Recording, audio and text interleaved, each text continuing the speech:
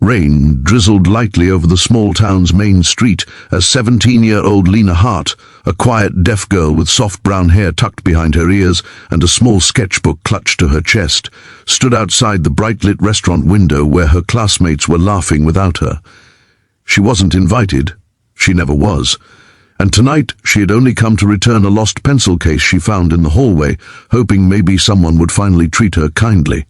Instead, the moment she stepped toward the door, 3 students, Miranda, the tall blonde ringleader with a spiteful smirk, Caleb, her broad-shouldered sidekick, and Trina, the girl with the phone always recording, stepped out and blocked her path.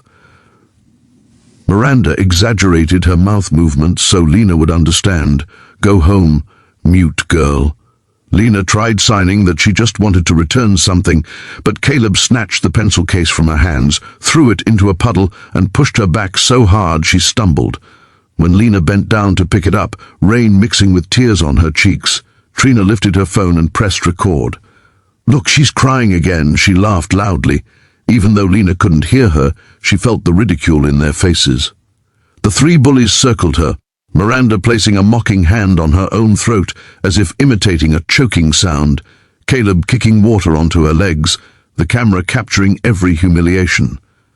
Lena tried to stand, tried to sign, tried to keep dignity, but the cruel laughter, silent to her but visible in their expressions, shattered her. She lowered her head, hugging herself as the cold seeped into her jacket. Her sketchbook slipped from her grip and fell open to a drawing of her dream motorcycle, a black cruiser she had always hoped to ride someday.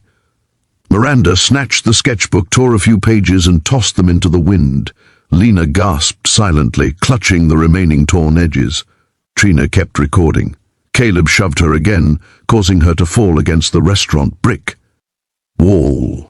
A couple of people looked toward the door but turned away, not wanting trouble. And there, in the dim glow of the neon sign, one of the bikers from Iron Wolf Riders, a massive man named Bear, with grey-flecked beard, leather jacket, and a limp from an old crash, saw everything from across the street as he stepped out of a convenience store with a cup of hot coffee. He watched the phone recording, the tears, the torn drawings. Bear gently lowered his coffee onto a trash bin, cracked his knuckles once, and then pulled out his phone. Not to film, but to send one text to the biker group chat, "Need all wolves." Now, within minutes, engines began rumbling across town like thunder crawling over asphalt. The bullies didn't notice, too busy posing for their cruel video. But Lena did. She felt vibrations in the ground first, a deep trembling she recognized instantly. She looked up with wide, confused eyes, just as 40 black-clad bikers rolled in from both ends of the street, headlights slicing through the misty rain, forming a slow circle around the entrance of the restaurant. The bullies stopped laughing. Miranda's phone lowered. Caleb's cocky grin faded. Customers in the restaurant pressed their faces against the glass, and Lena, still sitting on the wet pavement, watched in stunned silence as Bear approached, towering over the teens, rain beading off his leather sleeves. He held out a gloved hand, not to the bullies, but to her. She hesitated, then placed her trembling fingers in his palm. He helped her stand, his expression softening as he signed clumsily but sincerely, "You're safe now." And for the first time that night, Lena believed it. Chapter 2. The night the wolves howled for justice. Long cinematic paragraph. The bullies stood frozen as the Iron Wolf Riders dismounted, boots splashing into puddles, leather jackets gleaming under the streetlights. Each biker remained silent, forming a protective arc around Lena, while Bear tilted his head toward Trina, who still held the phone. She swallowed hard and stopped recording. The rain softened, but tension thickened as Bear signed to Lena again, slower this time, "Tell me what they did." She struggled, hands shaking from cold and fear, but she explained through broken motions. Her sketchbook, the pencil case, the mocking gestures, the pushes, while her eyes kept darting between Miranda and Caleb. Bear understood enough. He turned to the bullies with a gaze that could carve stone. "You think filming pain is entertainment?" he growled. The sound of 40 bikers shifting behind him created a deep, unified rumble. Miranda tried to speak, but her voice cracked. Caleb attempted to act tough, but even he stepped back. Trina's phone slipped from her hand.